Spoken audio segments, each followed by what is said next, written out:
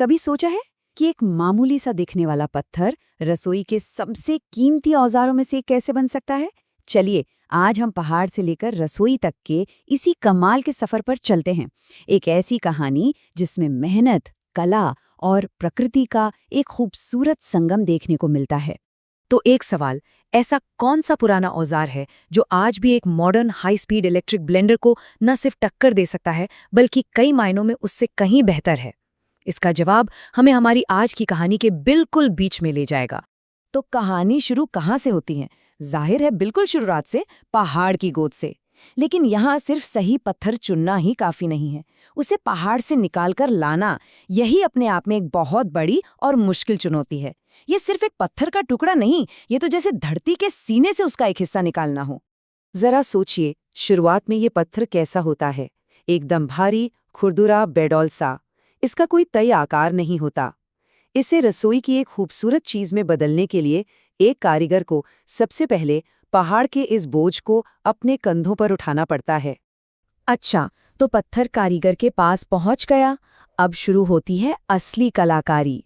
और ये कोई आसान काम नहीं है, ये तो एक तरह का जुआ है, एक जोखिम भरा खेल जहां बहुत ही साधारण औजारों से पत्थर को एक नया रूप दिया जाता है।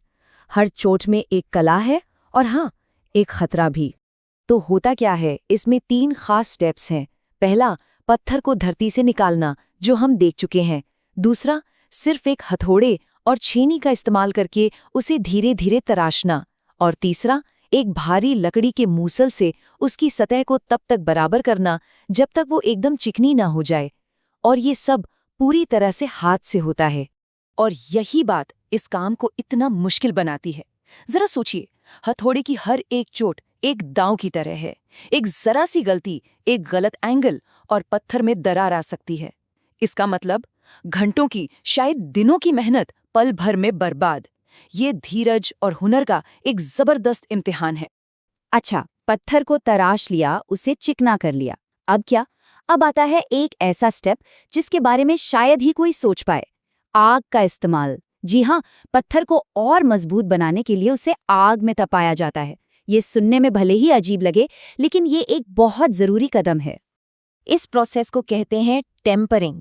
अब इसका मतलब ये नहीं कि पत्थर को पकाया जा रहा है, नहीं, बल्कि उसे सीजन किया जा रहा है।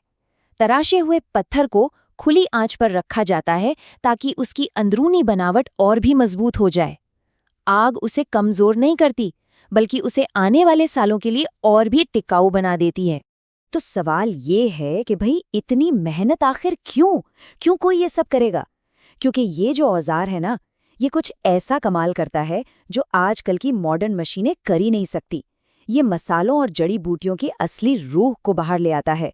लेकिन कैसे? ये बहुत बड़ी बात है।